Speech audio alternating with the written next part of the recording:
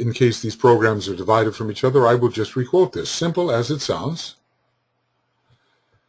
when stated, the most fundamental point for astrologers to grasp today is the need for them to know, prior to interpretation, I suppose through a study of the individual, DK recommends even meditating 5 hours upon the person you are going to meet if you're meeting them for healing purposes, perhaps through a study or perhaps through many different cues and a general impression, even an intuitive impression, where they are upon the path of evolution, learning that way. So prior to interpretation, to learn where they are upon the path of evolution, at least reasonably so, and then you can begin your interpretation, and then you will know how to use that tabulation, which is given on page 332 and 333, such a valuable tabulation. DK tells us pretty much how different people born in different signs respond. During the Leo chapter, he tells us about some different stages of Leo development, but there it is in this tabulation in an epitomized form. One other hint I will give, it will be, this is, it's almost as if this Cancer chapter is a great repository of wisdom, a container of so many important tabulations. This is a place to refer to. It will be from a study of those people who are born in the cardinal signs that the clearest information will emerge in this connection. Well, where people are upon the path, and DK has his own reason for this. Cardinal signs are signs in which, for ordinary individuals, latent things come to a head. The word cardinal suggests the head, coming to a point, coming into visibility. Now, he discussed the cardinal signs in a much loftier way as being perhaps relating to great entities and their energies and great principles, and a certain amount of vagueness from our perspective would be encountered because we cannot understand at that high level. But now he seems to be reversing himself and saying that if you want to study closely the path of evolution and where people actually may be, that maybe some of the clearest representations of their status, the least vague representations, will be for people who are born in the cardinal signs. He didn't say under. Now, is he being specific here? Because if you're born in a sign, you're born with the sun sign, the sun in that sign. So clarity will emerge here. It will come to a surface, come to the head, come into visibility. So that's a general statement. In other words, to most easily detect the point in evolution of an individual, study those individuals who are born in cardinal signs. And if both the rising sign and the sun sign are in cardinal signs, then it may be even easier to detect this level of evolution. But the whole idea of detecting level of evolution, let us not imagine that it is easy. There are so many factors, and sometimes obvious things may occur to us, and they may not be the most essential things that actually reveal this particular level. So one must know a person very, very well and be sensitive to factors that may appear rather latent and not completely expressed. It's not always that which is outer and most expressed is the most significant. So every case is a special case. And then one must always, at the present stage of evolution, hold one's conclusions a bit loosely, because there are many things that the master can see that we cannot see. I mean, the people in his groups, they all had various faults. He brought these faults to their attention and therefore to our attention, but he also said that people don't realize how small in a way these faults are and how very close to a more liberated state these people really stood. So what is big and what is small, what appears to be big to us may not be big at all, and vice versa. It might be useful to point out here that through a study of the Cardinal Cross, Aries, Cancer, Libra, Capricorn, the astrologer can arrive at a clearer understanding of ordinary individual human beings. It's almost like there's a reversal going on here. Cardinality is so monadic in a way. It so much deals with our progress into the greater groups that its reflection may come down simply to the personality level, which is in a way the opposite end of the stick of the monad. You know how between the sun sign and the point opposite the sun sign you have the personality and the monad. The point opposite the sun sign represents the monad. So it may be the case that in fact the very high Cardinal Cross indications, when reflected, will reveal the status of the ordinary individual human being, though right up here he seemed to say that the Cardinal Cross would reveal, in general, the evolutionary status of everyone. Where upon the path of evolution the subject under consideration stands, because the path of evolution includes paths that go beyond the first degree. It's all evolution, isn't it? We can also understand group beginnings because the cardinal signs are group signs in general. Remember, studying Cancer here, we're studying the mass consciousness, and he warns us not to interpret everything in too individual a manner, especially the indications of the Cardinal Cross. So maybe something about the way different groups emerge, how the individual emerges with a particular group, how those groups evolve. Maybe the Cardinal Cross will tell us something about that. And of the significance of the first initiation. Well, in a way, you know, Aries is the beginning. BGN, Aries is the beginning. And Cancer is the emergence from the mass consciousness. Cancer visions life in Leo. Leo is the first initiation. It definitely rules the first initiation. Libra rules the sacral center, in a way. Remember, blind, how did it say? Unbalanced, fiery passion. That is what we learned about the undeveloped Libra. It has to do with Uranus, which rules the sacral center, also Venus in a certain respect. So the sacral center is lifted to the throat at the first initiation to a degree, and the throat is ruled by the third ray, and Libra has that third ray. And then Capricorn, of course, the birth of the Christ in the heart, the first initiation, being born in the manger and so forth, being born within the animal kingdom, the Christ consciousness born within the animal kingdom, which we carry with us all the time because our physical nature is the animal nature. So we can see how these different cardinal signs can be related to the first initiation. So it takes us all the way from the ordinary state to the state of the first degree initiate, and interestingly enough, initiation is the beginning of group consciousness, or at least it confirms that. Maybe it begins a little bit before that, according to the Tibetan. There's always the herd consciousness, but that's not the real group consciousness. So maybe the Cardinal Cross also can point to those types of group beginnings, which are based upon the descent of Buddhi or love wisdom into the first degree initiate.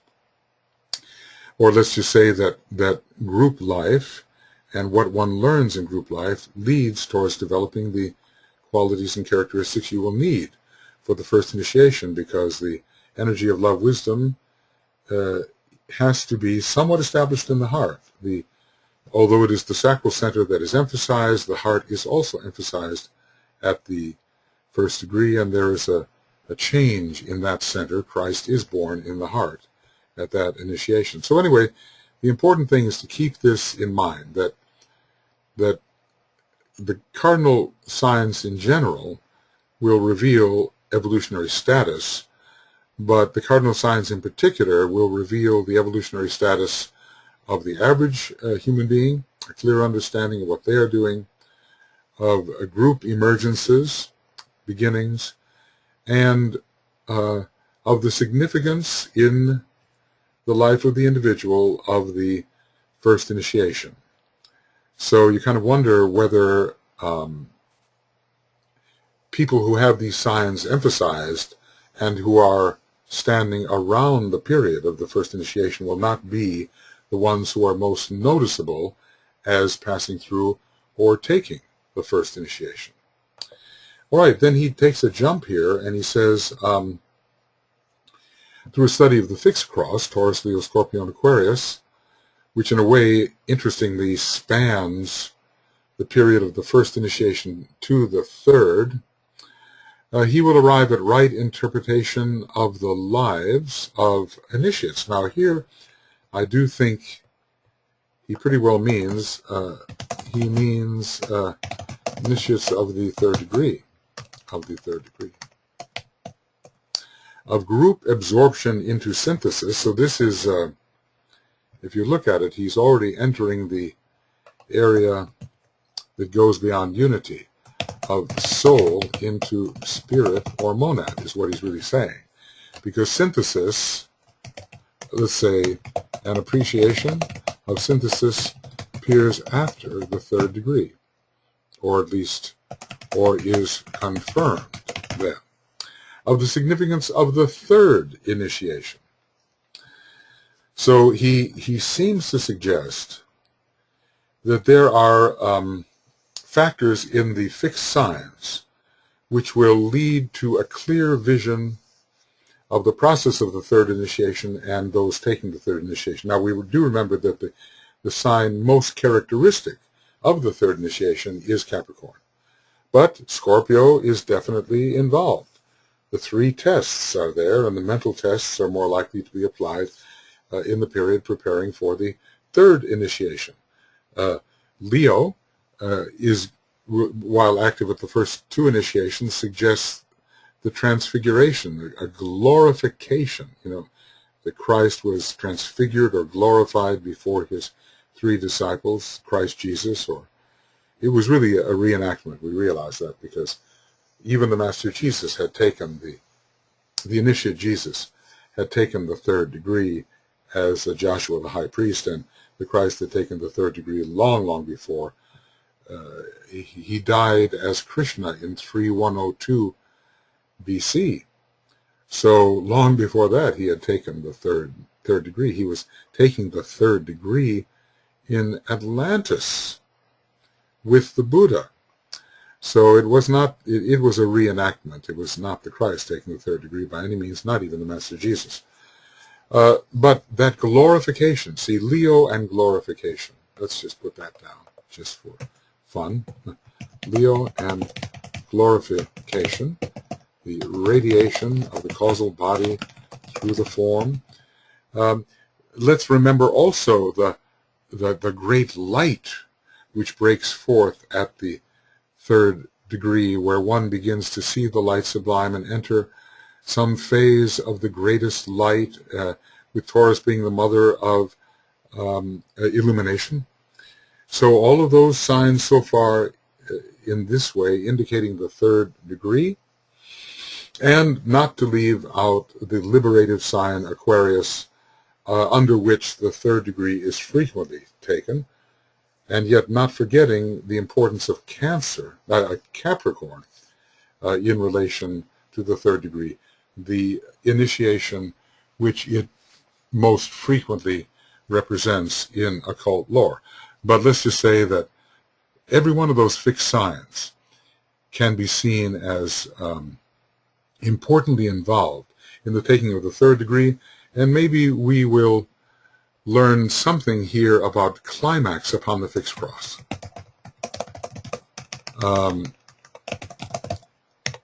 Fixed cross. It's not quite liberation. Liberation happens at the fourth degree, and you can certainly take the fourth degree as an Aquarian. We learn, though, about the fixed cross. It's the cross of blinding light, Taurus, fiery pain, Leo, bitter woe, Scorpio, and yet the cross of liberation, which is Aquarius.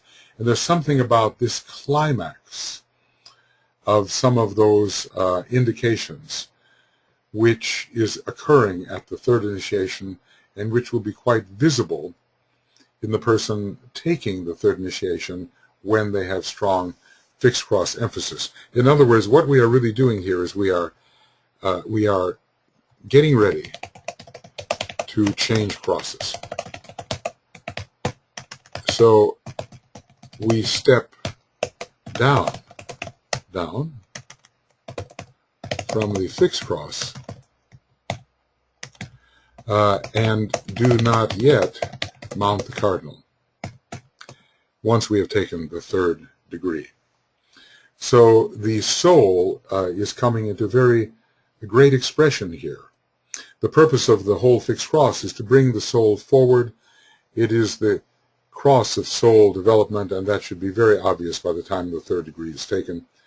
And DK seems to say, if you really want to understand those who are taking this type of initiation, to be able to interpret their lives clearly, study the people who are at this stage, who are taking the third degree, and who are found strongly on the fixed cross. Now, obviously, you can be born on or in or under cardinal signs, in or under mutable signs, and you can still take the third initiation, but perhaps the greatest clarity of understanding will occur if you study fixed cross people who are at that stage. So initiates, and by that he means pretty much the third degree, moving from group consciousness into synthesis, which requires the presence of the monad, or the first aspect, at the third degree, and of the significance of the third initiation. Okay, so it's a study of the fixed cross itself, and also a study of those who are taking those initiations and are found at that point. Okay, I'm sorry, I saw my wife out the window there, and she was doing some kind of strange dance and wanting me to go for a walk.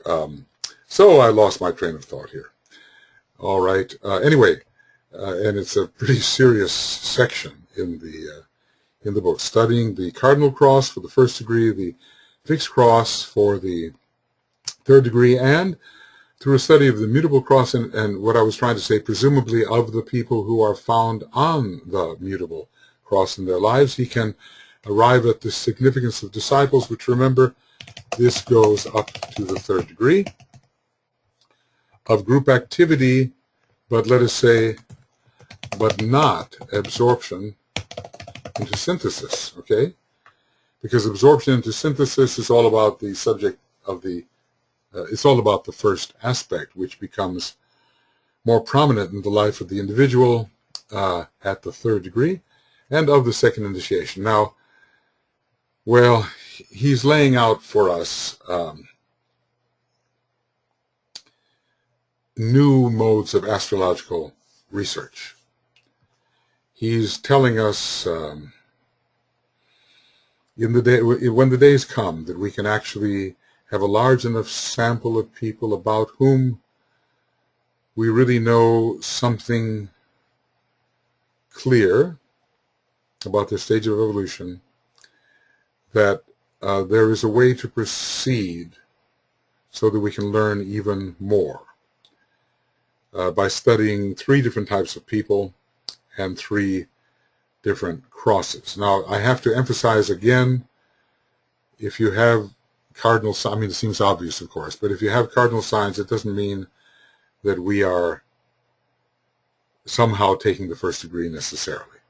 Or if we have a lot of fixed signs, it doesn't mean necessarily we're taking the third, or many mutables the second.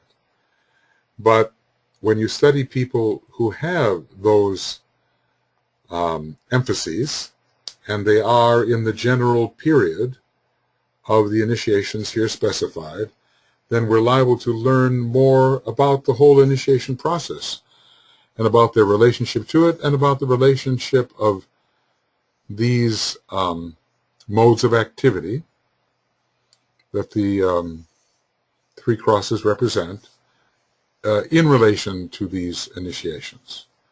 This is for the future. Right now, I think our sample is not big enough. I mean, okay, you know, we could look at the life of Krishnamurti. Philip Lindsay's done a lot of good work on that with his book on the initiations of Krishnamurti. He was a Taurus. He had Aquarius rising. His moon was in Sagittarius. Well, there's a double fixed cross man who seems to have taken or recapitulated the second degree, taken the third degree, and apparently from some sources was in the process of taking, maybe successfully, the fourth degree. And there's the fixed cross emphasis. So in this particular case, that double fixed cross really worked out. But, you know, look at the chart of Mussolini. Here's a man with the sun in Leo and Scorpio rising. Certainly not taking the third degree, was he? And, well, we don't know about Napoleon. Obviously, Napoleon had to have been an initiate on the first ray, an initiate of some standing to do what he did, but again, probably not a third degree initiate, or it would not have ended for him as it did. The problem of personal ambition and of realizing one's elite status without sufficient humility is occurring before the third degree, and yet there he is with two fixed signs, Sun in Leo and Scorpio rising. So you have to know, you have to have in your sample those whose lives are already showing the characteristics of certain initiations. And then you can learn more about the initiation and more about how their lives demonstrate that initiation through the fixed cross. He definitely does mean the third degree when he talks about the fixed cross here, because when we look at the mutable cross, it's all about the second initiation. Now, there's a lot of second and sixth ray on the mutable cross, if you think about it. The second initiation requires the sixth ray. It is the ray that is most in expression. The second initiation requires the sixth ray. Just think about it. Virgo has it constellationally. Pisces has it constellationally. Sagittarius has it constellationally. Gemini does not. But it has the second ray, Gemini. But at the sixth initiation, the emphasis upon the sixth ray has to move towards more second ray characteristics. So we can see that the initiation is appropriate here. Now, on the Cardinal Cross, strangely enough, there's not a whole lot of first ray coming through the planets. Yes, through the signs, of course, through Aries and Capricorn, yes. Not through Cancer and not through Libra, where more third ray is found. But the planets that are the rulers of the Cardinal Cross do not show us the first ray so much. So let's just say, what do they show us? They show us, well, let's just go around the circle here. We've done this before. Starting with Aries, they show us the sixth ray of Mars, the fourth ray of Mercury, the seventh ray of Uranus. They show us the sixth ray of Neptune, fourth ray again of the Moon for Cancer. They show us the fifth ray of Venus, the seventh ray of Uranus, third ray again in Libra for Saturn. They show us Venus fifth ray and Saturn third ray, Venus fifth ray for Capricorn. So let's put it like this, the planets do not mediate the first and second rays. And at the first initiation, the seventh ray is very prominent, as is the sixth of aspiration and also the third involving matter and the conquest of material sphere, and the fourth ray of struggle. Now maybe the fifth ray is not so prominent, because the fifth ray is found most focally at the third initiation. It's also needed in the dispelling of glamour at the second initiation. But suffice it to say that the third and the seventh ray, now we're involving here the sacral center and the throat center, are very prominent on the Cardinal Cross from the planetary perspective, and maybe this is one of the reasons why the first initiation, which involves transfer from the sacral to the throat, is very important. Second initiation involves transfer from the solar plexus to the heart. Now, does it work out, however, when we deal with the fixed cross? When we deal with the fixed cross, we have the Vulcan rulership, the Sun rulership. I'm looking at the esoteric rulerships. We have Mars and Pluto, another first ray. Pluto is a mental planet. And then we have then we have the second ray. I'm not sure we can make anything definitive of that. The fifth ray is very important at the third initiation. It is the ray which is considered primary. Just, turn to page, in the rays and initiations here, page 340, and you'll see the rays that are active at all of the different initiations. This is important. So seventh ray, strongly found upon the Cardinal Cross, is active at the first degree. Sixth, strongly found upon the Mutable Cross, is active at the second. But the fifth ray, well, we have Venus in Taurus. And after that, we really don't have a lot of fifth ray representation here.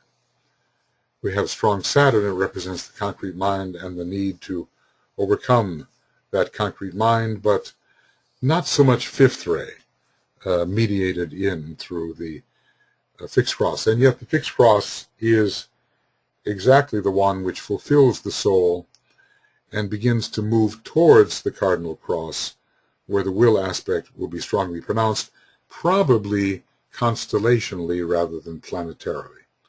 First comes the planetary expression, then comes the sign or the constellational expression. So the Cardinal Cross has quite a bit of first ray through Aries and Capricorn from the constellational perspective, even though not from the planetary perspective. As for the fixed cross, it is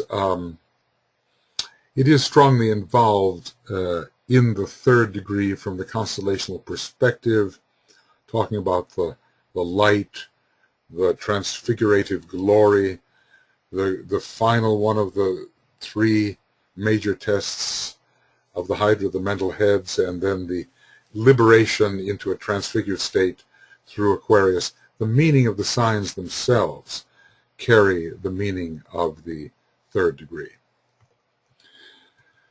Well, it would be nice to be able to understand all these hints, but that will have to be a group revelation. There are a number of good esoteric astrologers, and they will each have different insights, and when you start comparing their insights one to another, a fuller revelation of the implications of DK's statements here can emerge. And for instance, insights that I will miss simply because my mind is constituted in a certain way will be picked up by others.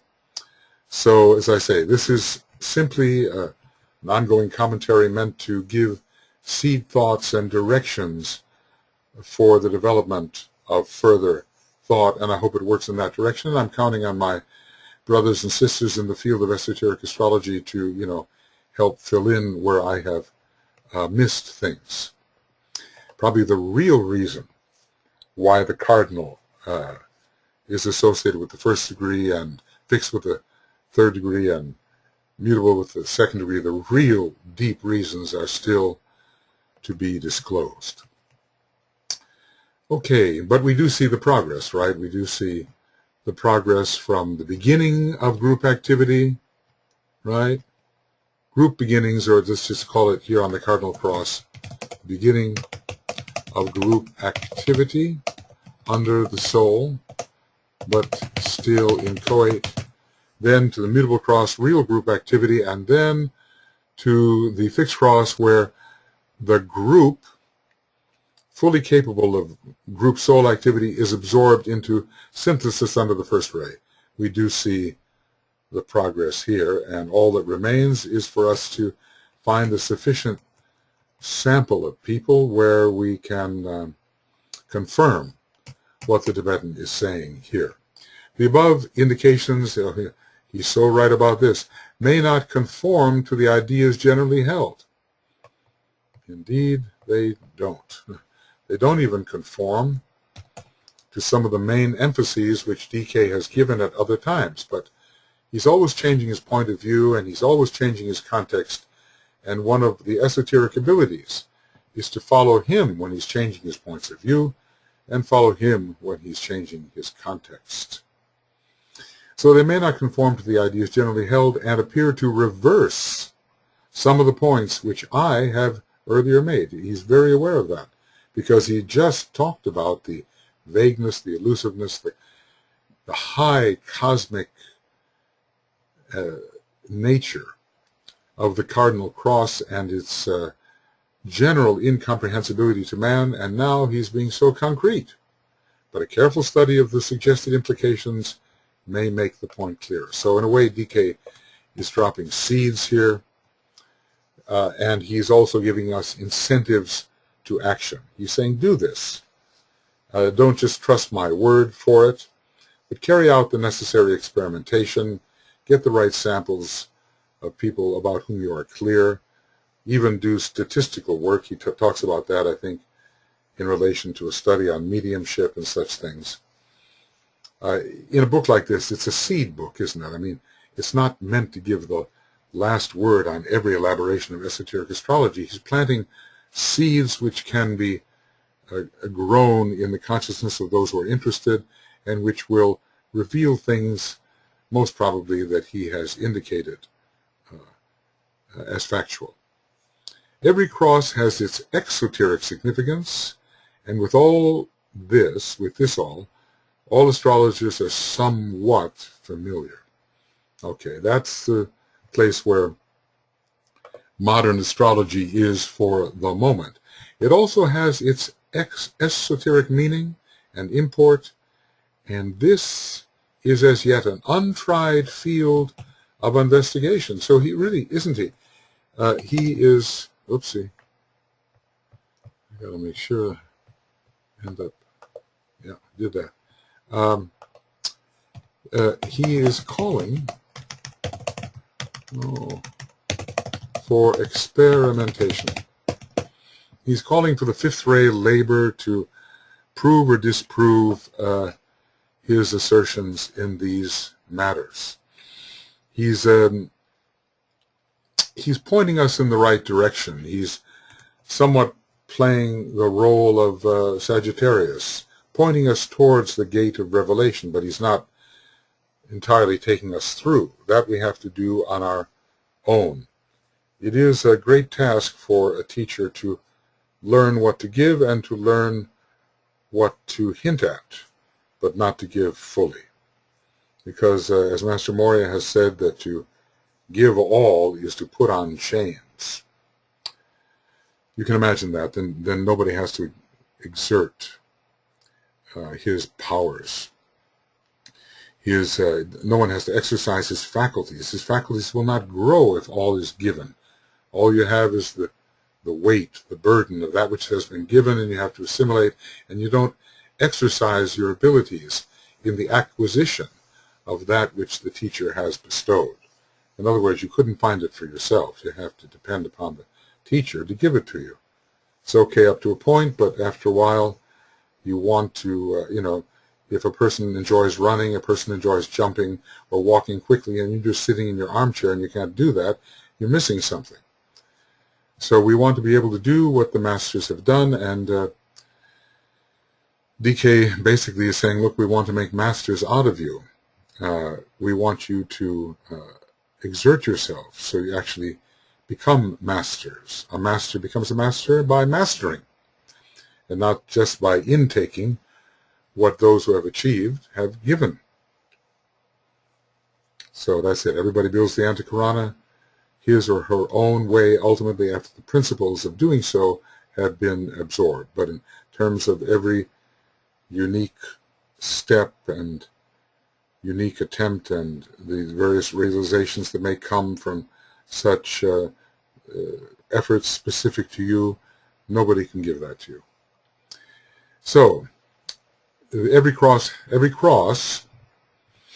has its esoteric meaning and import. Esoteric meaning and import. Every cross. And it has its spiritual importance. Now the spiritual importance, and I want to add the word or divine importance. Sometimes the DK uses the word spiritual as if it relates to the soul, and maybe the spiritual triad. And sometimes he uses the word spiritual as if it relates to the spirit, just the way the word divine relates to the spirit. But in order for the spiritual importance to emerge, as we study the crosses, we have to take the higher initiations. And this, he says, this spiritual importance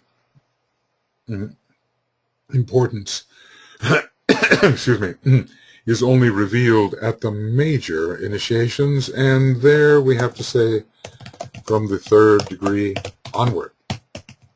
It should be remembered that these are the threefold differentiations of the one life. These 3 types of initiations, perhaps, and that Capricorn, for instance, marks not only the point of deepest concretion, should we say the bottom of the diamond, as it were, not just a mountain, but an inverted mountain, the bottom of the diamond.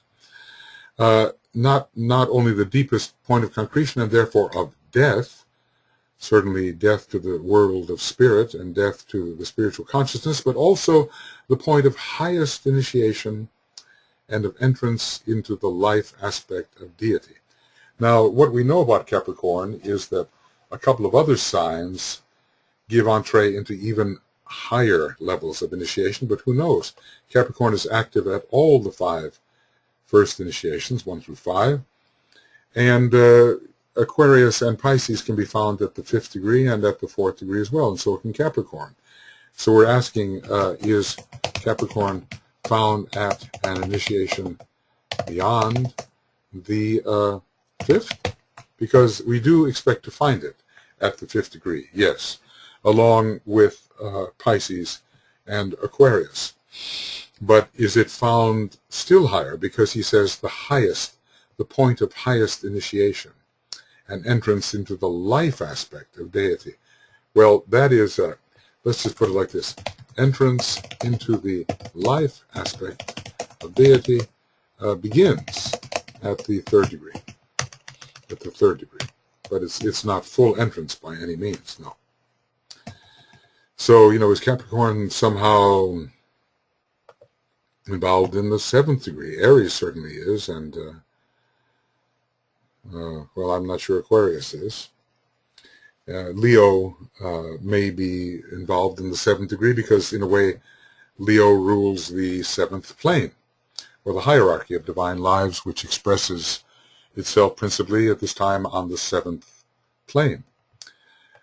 But how high the sign Capricorn goes in terms of its involvement in initiations, this has yet to be determined.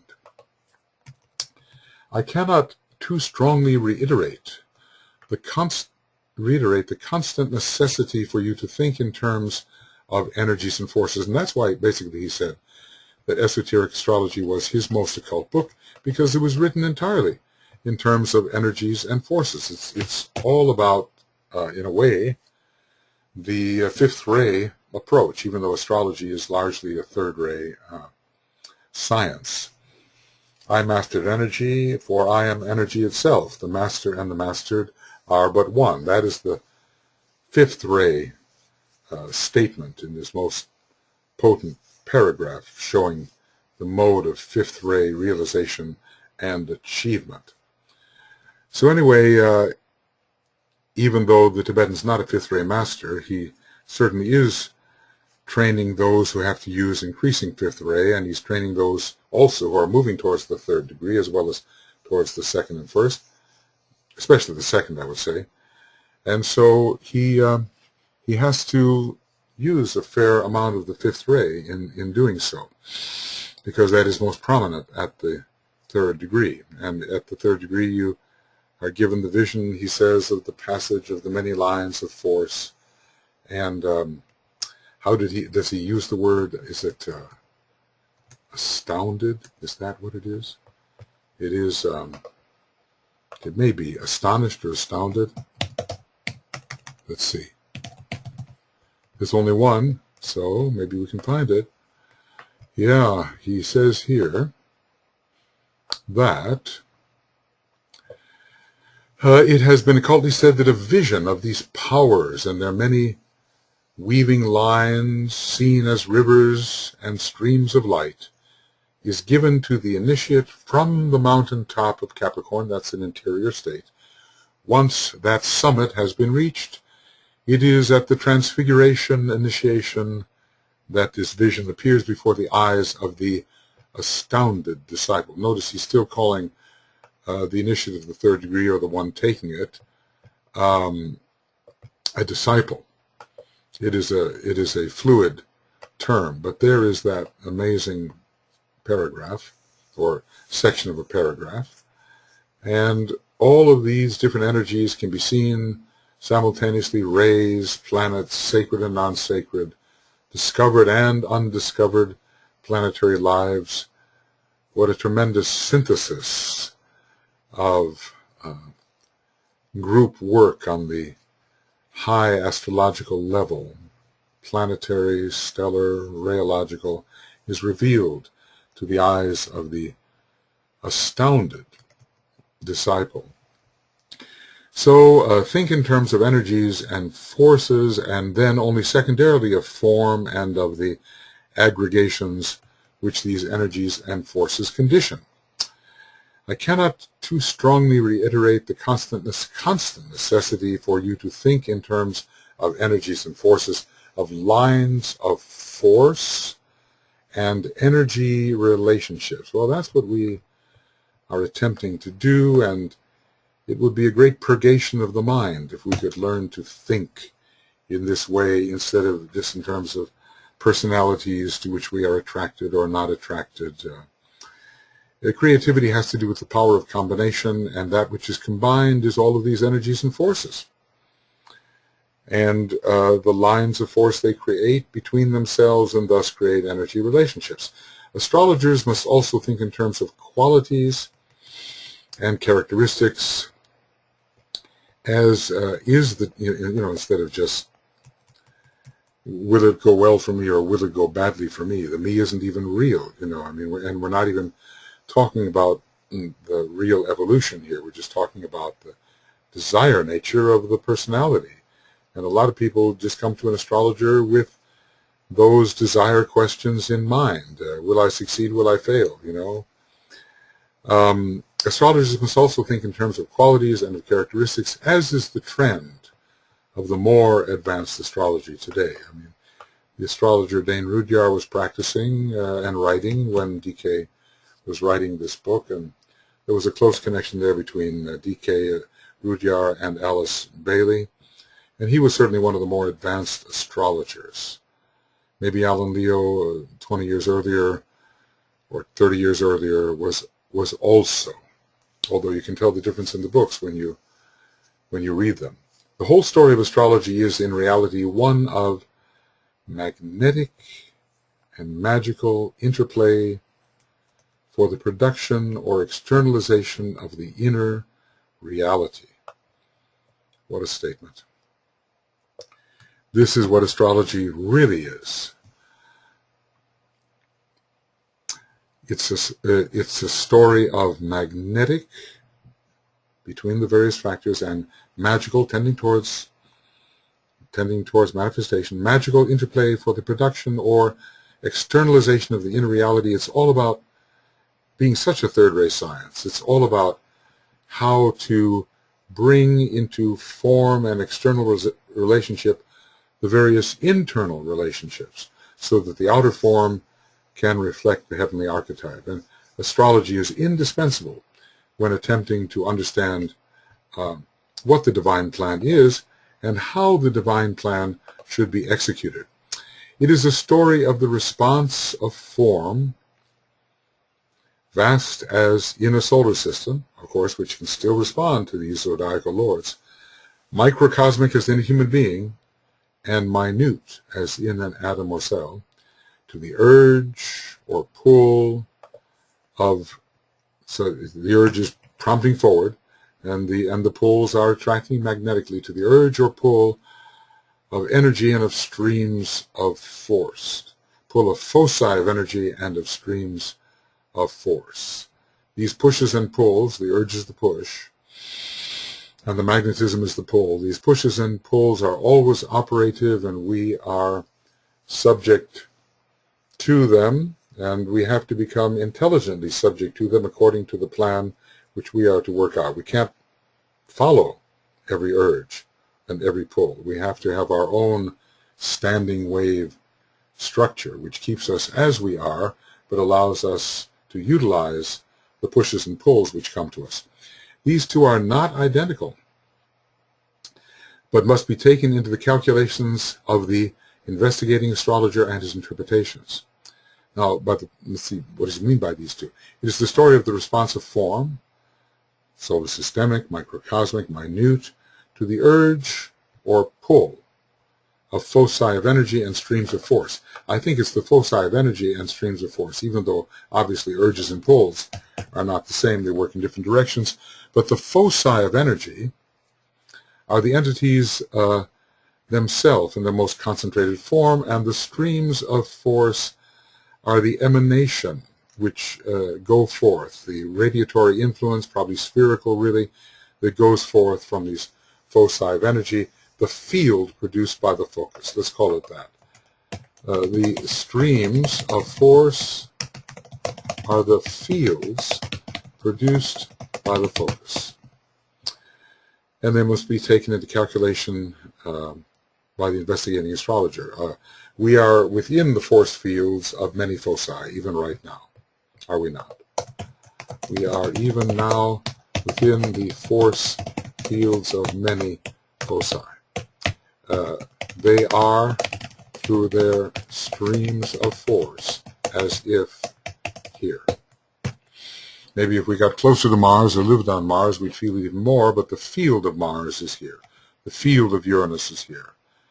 The influence, their influences are here, even though the foci may be relatively distant. It's a question of the intensity of the energy. Now, obviously, we're all affected by the, let's say, by the galaxy Andromeda. It's maybe a twin galaxy with our Milky Way. But we would be affected more if we were within Andromeda, wouldn't we? I mean, we're affected by the solar system of Sirius, are we not? But if we were upon that great star or one of its associated centers, we would be affected more intensely than we are in our present solar system, and thus it goes. So it's the field is perhaps less intense than the focus, or life within the field is less intense than life upon the focus. It is the focused energy of Cancer which makes it a major magnetic or attractive focal point leading to the processes of incarnation. Well, it can be. I mean, we're talking about the field or the field or the actual focus of energy. The constellation is that, and we are within that field.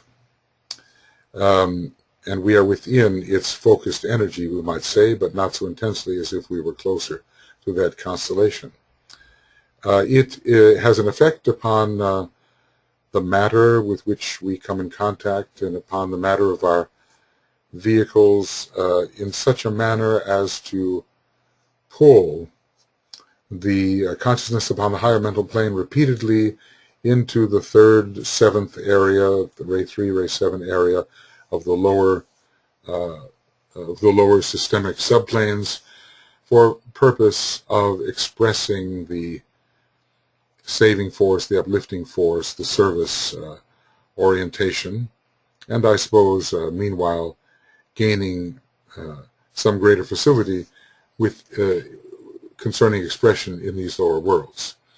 Through the door of Cancer streams the magnetic magical light. Now, of course, it's largely 3 and 7, so the magnetism, the magical part is there.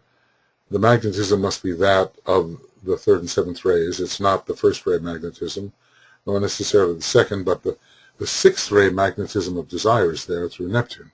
Streams the magnetic magical light which guides the soul into the dark place of experience. Through the door of Cancer comes that influence which, when working upon the soul and the causal body, will guide its projection, its presence as a personality into the lower 18 subplanes or lower 2.5 cosmic subplanes, which are called then the dark place of experience. So from a great distant source, which is an intense focus of a certain type of magnetic energy which relates soul and form, there streams forth this energy which will bring the two together. Cancer is a very binding energy. I think it not only binds matter together, but it also has an allure for the sun aspect. It's as if the mother aspect is calling to the sun aspect to enter as an entering God for a time, for the sake of redeeming mother substance. So this is the pull down into what we call incarnation and into a condition of restriction and so forth. Similarly, it is the magical pull of Capricornian energy, which upon the returning wheel, the reverse wheel, in contradistinction to the wheel of rebirth or the outgoing wheel, although we can be on the, you would say we can be on the wheel of rebirth even as we are upon the returning wheel, and this is the rending process of the wheels turning in contradictory directions. I mean, you know, when we're 2nd, 3rd, 4th degree initiate, almost 4th degree initiate, we're still on the wheel of rebirth, or we're definitely on the reversing wheel, the returning wheel. But, you know, for the sake of clarity, DK can put the contrast in such a dichotomized manner. Similarly, it is the magical pull of the Capricornian energy upon which upon the returning wheel of expression and of discipleship, which draws the soul steadily away from form, life, and experience, and constitutes this magnetic, magical light, the radiant light which leads the soul in safety to the mountaintop. Interestingly enough, the Cancer in the 4th house often mean refuge, and the 4th house often mean refuge, as in Buddhism. You know, I take my refuge in the Buddha or the Dharma and so forth. But really, the real refuge, but the real refuge is in the place of apparent danger, alone upon the cold and isolated mountaintop And that's the apparent refuge in matter is actually an imprisonment, isn't it? So these are beautiful statements from the old commentary, the magnetic magical light, which guides the soul into the dark place of experience, necessary for redemptive purposes, and then the Capricornian radiant light, which leads the soul in safety to the mountaintop, which is its own true home, we might say. In terms of consciousness, the mountain top is the true home of the soul. So things are really reversed due to the astral reversion. Lone upon the cold and isolated mountaintop. In terms of consciousness, the mountaintop is the true home of the soul. Okay. Well, I think we will now I will say a bit more about this in section C. So this is the end of Esoteric Astrology Adventure 99B,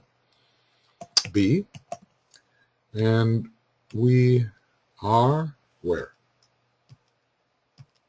On page 337. And we will begin with